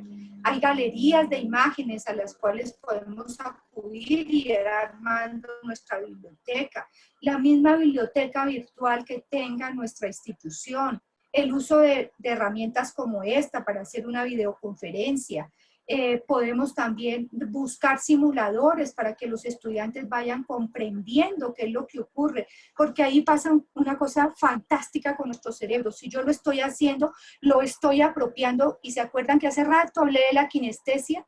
Cuando yo lo comprendo y lo hago, ¿sí? Cuando estoy en esa praxis, estoy en esa inmersión, lo estoy sintiendo, y cuando yo lo siento, lo apropio más, ¿sí? Y son todas esas ayudas que podemos tener para poder trabajar con los estudiantes. Mire, hay otras cosas. Hay ebooks hermosísimos que tienen audio, son muy prácticos para los estudiantes también. Acuérdense, si aprendemos más viendo y escuchando, hay diversos programas que podemos trabajar. Podemos hacer unos drive para subirle la información a los estudiantes. Podemos organizar unos links de la mejor información para que los estudiantes la consulten. Podemos acudir a las bases de datos si lo tiene la institución y seleccionarle las últimas investigaciones responsables para que ellos las consulten. Podemos hacer una videoconferencia como estamos en este momento. Y también nos podemos entretener, también podemos poner un juego, también podemos retarnos y ponerlos a ellos en un proceso de la búsqueda. La educación en línea es una realidad, no la podemos negar, ahora es el uso que tenemos que hacer de ella. Podemos utilizar las diversas plataformas, desde las libres hasta las que tengamos, hacer uso nuevamente de la videoconferencia, podemos grabar y mandar por streaming también, la teleconferencia, vuelvo, insisto, como la estamos haciendo. Eso es lo que tenía para compartir con ustedes en esta tarde. Muchas gracias. Querida María del Socorro, muchísimas gracias. Bueno, digamos que por ahora no tenemos inquietudes en nuestra audiencia. Si quieren, mientras yo sí quiero hacer 2 preguntas, y son preguntas que se han venido dando en estos días en diferentes webinars que hemos estado, dándole tiempo a que alguno, si tiene alguna duda, la pueda sacar. Y estas 2 preguntas igual van entrelazadas. Si bien hemos hablado mucho de los retos que tienen los docentes en generar otro escenario de formación y educación a los estudiantes, ¿cómo creen ambas que podemos reaccionar los docentes hacia estudiantes de primaria, de secundaria, de educación terciaria? O sea, estamos tocando chicos pequeños que tienen unas características, y docentes y adolescentes que tienen otras características. En un momento donde estamos todos en nuestras casas con limitaciones, y gran parte de la atracción la tienen los docentes tratando de continuar el ritmo académico con sus estudiantes. Pero lo quiero enfocar a nivel de pensamiento de estos estudiantes, de su frustración, de su confinamiento en su estudio, en un cuarto, en una zona de su casa, de su apartamento, donde algunos no tienen zona verde en su casa, sino están en 4 paredes. Y si bien estas actividades académicas terminan enlazándolos como con esa historia que traían, tratando de llevarlos a una normalidad, en la realidad su educación física es en su cuarto, de frente al computador para que el profesor vea que está haciendo ejercicio. Sus clases de arte o de música o de actividades creativas, entre comillas, son también frente a una pantalla. No necesariamente tienen el descanso que era el recreo, salgan, interactúen, o los chicos en las universidades salgan, caminen de un salón a otro, vayan y coman algo, si no están en un mismo escenario. Yo creo que esto, hasta ahora estamos empezando el confinamiento, y esto finalmente el docente se conecta 1 hora, 2 horas, sale, el estudiante está todo el tiempo, toda una jornada en la misma zona. Desde la pedagogía y desde la psiquiatría, ¿qué sugerencias tienen para todos estos docentes que tenemos en nuestras manos? Estos estudiantes activos, inquietos, los unos con hormonas alborotadas, frustrados y demás. No sé cuál de las 2 quiera responder primero. María del Socorro, Adelante, Alejandra. doctora. Ok, Alejandra. Conecta el audio, Alejita.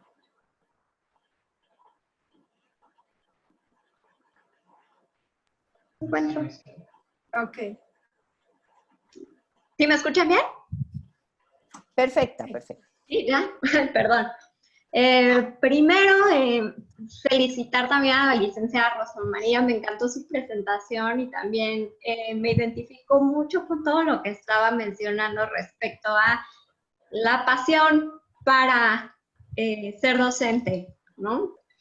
Y ya no encontramos docentes así, ¿no? Y me siento afortunada de poder comentarlo con usted, y también agradecerle los cumplidos que hicieron respecto a mi presentación.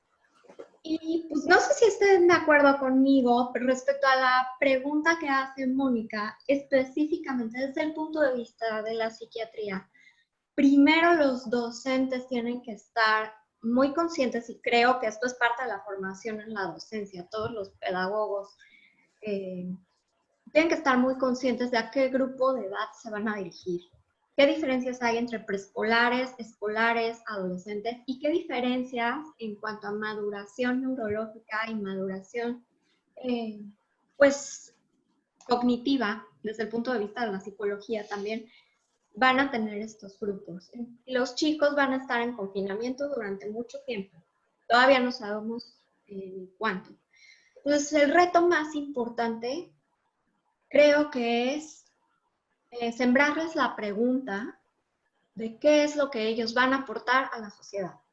¿Qué es lo que tú desde tus 4 paredes vas a aportar a la sociedad? Y ponerles a base de ejemplos, podemos utilizar, ahora sí que como dice la licenciada Rosa María, puede ser desde la parte reflexiva, desde la parte analítica, desde cualquiera de estas visiones, ¿no? Ponerles ejemplos y decirles, mira, por ejemplo, hubo hace X número de años, ¿no? En los años 40, una niña que estaba encerrada en 4 paredes, Ana Frank, y escribió un diario e impactó, y tenía 12 años, 13, e impactó a tal número de población, y sigue impactando ahorita, y ella lo hizo sin redes sociales y sin nada de nada, y mira lo que hizo. Tú tienes todas las herramientas aquí, o tú tienes todos los elementos aquí. O poner otros ejemplos, ¿no? Hay niños que están en la frontera en centros de detención y están creando, ¿no? No porque estés en 4 paredes tu mente se va a detener. Entonces tienes que aprovechar este espacio para crear desde tu trinchera qué es lo que vas a hacer. Y tienes en las manos Internet. Tienes en las manos toda esta herramienta espeluznante, ¿no? ¿Qué es la red? ¿Qué es la web? Entonces, el uso responsable y el uso ético, como lo veníamos mencionando. Pero a través de esto creo que el gran desafío por grupos de edades transmitirles qué vas a aportar tú, aunque estés aquí en 4 paredes. Excelente, perfecto. Muchas gracias. Y muy buen ejemplo el de Ana Frank, efectivamente. Y así hay muchos otros ejemplos de jóvenes y de niños que hacen aportes. Yo creo que hay una primera cosa fundamental. Si estamos del lado de los padres, nosotros sabemos más o menos cuáles son las inclinaciones o los gustos o las preferencias de nuestros hijos. Algunos son más sociales que otros. Y yo creo que si nosotros, por eso yo traía a colación poder identificar casi que esa personalidad de cada uno, ¿cierto? En ese estilo de aprendizaje. Y cuando lo hacemos así, fácilmente podemos ponerle un reto a cada uno. Y si unimos a personas de diferentes estilos de aprendizaje y les ponemos un reto mayor, con mayor razón porque la propuesta va a ser más grande. Si estamos hablando de chicos, valgámonos de la literatura. La literatura es extraordinaria. La poesía, el cuento, la narrativa. Eso mismo nos ayuda a nosotros a hacerles ver a esos chicos las realidades de otros tiempos, ¿sí? Alguien tiene que escribir esta realidad que estamos viviendo. Retémoslos a que la dibujen, retemos a que ellos escriban. ¿Por qué no ponemos la red para unos cuentos sobre lo que está pasando? Ubiquémoslo y hacemos desde allí escritura y hacemos desde ahí creatividad. Y eso lo pueden hacer también nuestros docentes, ¿sí? Pero si estamos con jóvenes mayores, como dice la doc, ¿qué podemos hacer? ¿Cómo vas a contribuir tú? Si tu pasión es los animales, pues pon un blog y trabaja sobre los animales, cómo cuidar los animales, porque hemos hablado de nosotros, pero los animalitos ni siquiera los hemos tenido en cuenta y también forman parte de nuestros hogares, también están con nosotros, ¿sí? Los perritos tienen que salir corriendito y otra vez, o sea, son ellos los que nos están sacando. Entonces, ¿cómo podemos aprovechar eso? Otros serán más hábiles para las matemáticas. Mire, cada uno de los estudiantes tiene una habilidad. ¿Yo a qué invito? A que retemos a nuestros estudiantes para que le enseñen a otro, que le regale por voluntariado media hora, 45 minutos a sus compañeros que saben menos de matemáticas, menos de física, menos de cualquiera de las áreas de conocimiento. Y creo que ahí estaríamos haciendo un trabajo enorme, tanto de solidaridad, ¿sí?, de humanismo, como también de acercamiento. Porque finalmente, cuando nos hacemos profesionales, pues nos andamos sacando el cartón, yo soy literata, o yo soy química, o yo soy abogada, o yo soy psicóloga. Es lo que demos nosotros, ¿sí?, para esa estructura y para el beneficio de los demás. Entonces es desde allí que yo invito, y que es un reto grande para nosotros como docentes, quitar ese velo que tenemos. Estamos formando por excelencia seres humanos con grandes capacidades. Pues este es el momento para retarlos que sean más grandes que nosotros, ¿sí? Esa es también mi invitación para ambos. Muchas gracias. Ok, hay una pregunta en el chat que me parece clave conectarla incluso con lo que acabas de decir, María Socorro, y es, dice, soy docente de educación superior. ¿Cómo hacer para atraer la atención a la asignatura? Porque hay asignaturas teóricas y otras prácticas, y unas llaman más la atención que otras. ¿Qué se recomendaría en este caso? Bueno, generalmente los teóricos dicen que es muy ladrilludo. Aquí llevamos casi 2 horas, ¿sí? O más de 2 horas. Sí, ya vamos a cumplir 2 horas. Yo no sé qué tan ladrilludo habrá sido, ¿sí? Pero yo personalmente, hasta ahorita que giré mi cabeza para mirar el reloj, me doy cuenta que llevamos ya casi 2 horas. ¿De qué va a depender, sí? Si usted está al frente de una asignatura de carácter teórico, haga que su estudiante participe. No sea usted el único vocero. Acabamos de decir que tiene todos los medios y los recursos. Entonces, que sea él el que busque a los teóricos, que sea él el que busque a los autores, que sea él el que traiga, ¿sí? Y que exponga. Y que al mismo tiempo comparta con otros compañeros y se vayan a un foro. Y que usted después puntualice, precise, profundice. Y ahí está haciendo una dinámica completamente diferente. Póngalo que haga un ensayo, póngalo que haga una crónica, póngalo que haga un artículo, y ahí está haciendo trabajo individual y colaborativo, ¿sí? Si es teórico práctico, pues regio, porque usted da el input teórico, y como acabamos de decir, ¿cuál es el reto que le va a poner? Ahí el reto es más bien el que nosotros tengamos que idear para que el estudiante construya en función de solucionar un problema como el que tenemos, ¿sí? ¿A la luz de qué? A la luz de la disciplina. Sino entonces, las disciplinas, ¿para qué están sirviéndonos? Si no nos ayudan a resolver los problemas. O cómo él une su disciplina con otras, ¿sí? Y a la luz de esa unión de esas otras, porque el problema que tenemos, y es aquí donde tenemos que hacer ese cambio también, estimados colegas, es que no debemos ser asignaturistas. El mundo no es asignaturista, el coronavirus no es asignaturista, no sabemos de medicina, pero nos tuvimos que obligar a aprender. No necesariamente vamos a ser médicos, pero sí vamos a comprender. Y cuando comprendemos lo que está pasando, pues accionamos de una manera diferente y somos cuidadosos y somos creativos y somos responsables. Entonces, fíjese que es una gran oportunidad. Yo lo invitaría a que se una con otros colegas y mire sobre el mismo semestre quiénes son sus otros colegas y qué están trabajando. Y si usted está primero que el otro, si usted es un input para el otro. Y sobre eso construyan más bien colaborativamente entre ustedes y unen a sus mismos estudiantes y les ponen un reto bien interesante en donde todas las disciplinas quepan ahí. Esa sería mi recomendación. Para cerrar, porque efectivamente ya vamos para casi 2 horas, yo quisiera hacer una pequeña conclusión con lo que acaba de decir María Rosario, María Socorro, y enlazar aquí a la doctora Alejandra, y es, el principal reto estamos en los adultos. Cuando digo los adultos, está o en los papás, o en los jefes, o en los profesores, porque además a los papás, entre comillas, algunos papás no saben qué hacer con sus hijos en la casa, o no saben los jefes cómo ser jefes de personas que están en teletrabajo, los docentes no saben cómo ser docentes de estudiantes que antes los tenían al frente.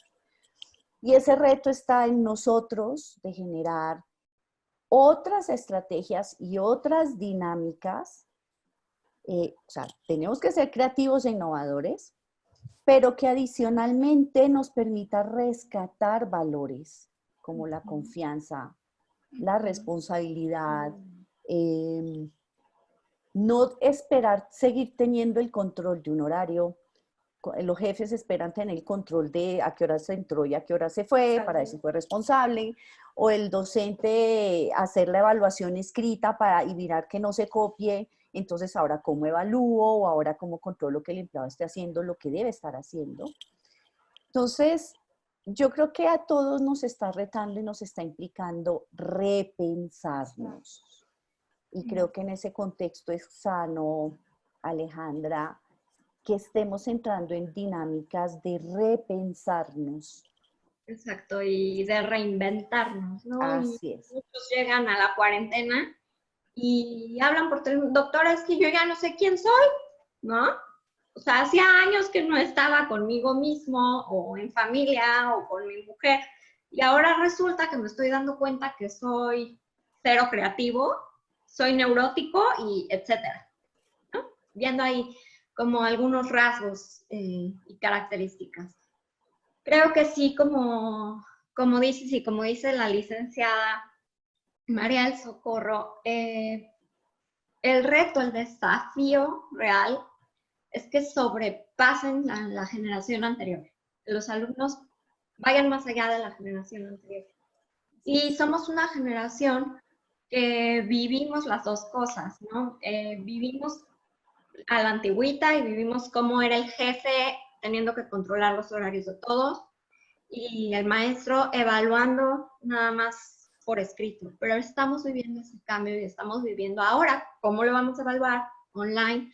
Ahora el jefe, ¿cómo va a ser el jefe? Como decía Mónica, jefe online, ¿no? Jefe de home office. Y creo que parte de esa confianza, de generar la confianza, tanto en adultos como en adolescentes, como en niños, es parte de los resultados, de ver los resultados. Y es parte también de las políticas que se manejan mucho aquí en California, en Silicon Valley. Hay muchas oficinas, por ejemplo Google, ¿no? Que tienen lugares de descanso, hasta con hamacas y toda la cosa, ¿no? Y que hace 50 años, ¿no? En la cabeza de nuestros abuelos o de nuestros padres, eso no cabía. No cabe en la cabeza, ¿cómo es posible? O cómo cabe en la cabeza que estés trabajando en pants frente de un monitor. ¿Cómo puede ser? Habráse visto. Pero creo que es más cuestión adaptativa. Creo que nuestro cerebro tiene que girar y dar ese paso hacia esa adaptación. Y entonces transmitirle también a la siguiente generación que tiene que superar lo que nosotros hemos aprendido. Tienen que superar ese aprendizaje y generar ese nuevo conocimiento. Generar conocimiento para ser creativos con base en lo que ya tienen. Pues no yéndonos muy lejos, es válida la bendición del Papa por redes sociales. Exacto. Tal cual.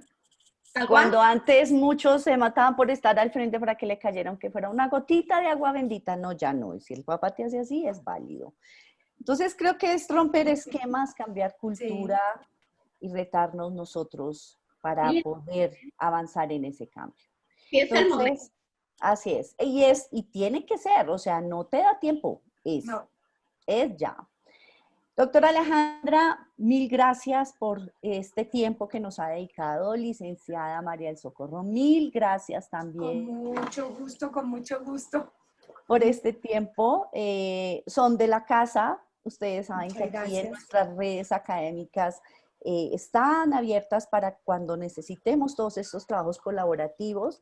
Y pues nada, Tania, si tú quieres cerrar, para mí muchísimas gracias por esta invitación. Vamos a seguir trabajando de la mano y los invitamos a los próximos webinars que va a publicar Red Clara.